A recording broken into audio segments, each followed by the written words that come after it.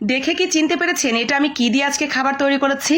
এখনকার জেনারেশনের অনেকে এই খাবারটা সম্পর্কে কিছুই জানে না। টেস্ট কেমন, কি থেকে তৈরি হয়, কিভাবে তৈরি করতে হয়, এগুলোর কোনো ধারণাই নেই তাদের কাছে। অথচ একটা সময় বাংলার প্রায় প্রত্যেকটা ঘরে ঘরেই দেখা যেত একটা মৌসুমে এই খাবারটা তৈরি করা হতো। মা চাচিরা, নানি দাদিরা খুব যত্ন সহকারেই এই খাবারটা বানাতো। এগুলো কি বলেন তো আমার হাতে? এগুলো হলো আমাদের জাতীয় ফুল শাপলার যে ফুলের নিচের দিকে যে অংশটুকু থাকে সেই অংশটা অনেক দিন ধরে গাছের সাথে থাকতে থাকতে যখন এরকম বাড়তি হয়ে অনেকটা বড় হয়ে যায় তখন এগুলোকে বলে ঢ্যাপ। আর সেই ঢ্যাপ থেকে যেটা আমি আজকে তৈরি করেছি সেই খাবারটার নাম হলো ঢ্যাপের খই। তো আমার আপু ভাইয়েরা, জানি না কে কে ছোটবেলায় এইভাবে ঢ্যাপের খই নিজেই বিল থেকে তুলে এনে ঢ্যাপের খই বানিয়ে মা চাচিদের হাতে খেয়েছেন, মোয়া বা ঢ্যাপের খই। যদি থাকে অবশ্যই আমার সাথে কিন্তু সেই স্মৃতিচারণ করতে পারেন। আমার কিন্তু অনেক অনেক স্মৃতি আছে এই শাপলা তোলা নিয়ে, ঢ্যাপ, শালুক সব কিছু নিয়েই। নিজে গিয়ে বিল থেকে তুলে নিয়ে আসতাম, আমার মা খুব যত্ন করে ঢ্যাপ থেকে ঢ্যাপগুলো বের করে তারপরে খই বানাতেন, মোয়া বানাতেন। তো প্রথমে কি করতে হবে, এই যে আপনার ভেতরে যে দানাগুলো আছে এগুলো বের করে নিতে হবে। এগুলো পেকে যায় যখন তখন কিন্তু আর হাতেও লাগে না, একেবারে সুন্দর করে দেখবেন বেরিয়ে গেছে। তারপরে এভাবে হাত দিয়ে একটু ভেঙে দিয়ে এগুলোকে রোদে শুকিয়ে নিতে হবে একদম কটকটা করে। রোদ যদি না থাকে কোনো প্রকারে, অল্প যেহেতু আপনি আপনার চুলার নিচে দিয়েও শুকিয়ে নিতে পারেন, অথবা বাসায় ওভেন থাকলে ওভেনে দিয়েও কিন্তু শুকিয়ে নিয়ে যেতে পারে।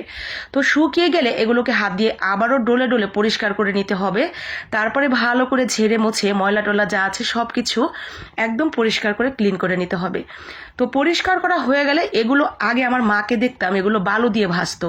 মাটির পাতিলের একদিকে ভেঙে নিচু করে নিত কিছুটা অংশ, তারপরে বালু দিয়ে, বালুটা যখন গরম হয়ে যেত তার মধ্যে এগুলো ছেড়ে দিলে খুব সুন্দর খই হয়ে যেত।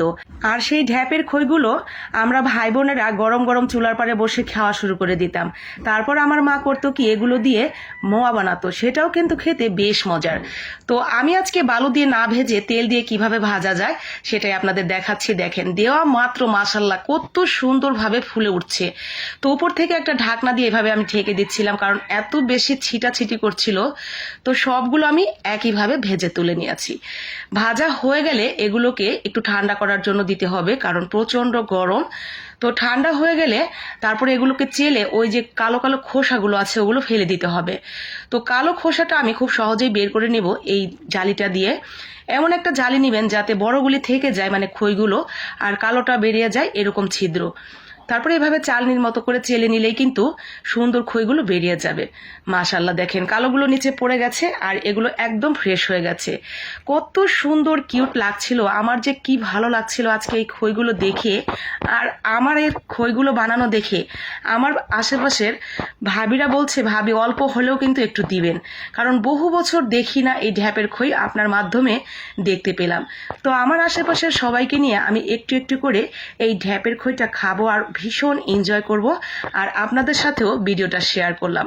জানি না আপনাদের কাছে আজকের ভিডিওটা কেমন লেগেছে। যদি ভালো লাগে অবশ্যই কিন্তু লাইক, কমেন্ট, শেয়ার করে দিবেন, বাকি আপু ভাইয়ারাও যাতে একটু দেখে নিতে পারে আমাদের গ্রাম বাংলার প্রায় হারিয়ে যাওয়া এই খাবারটি সম্পর্কে।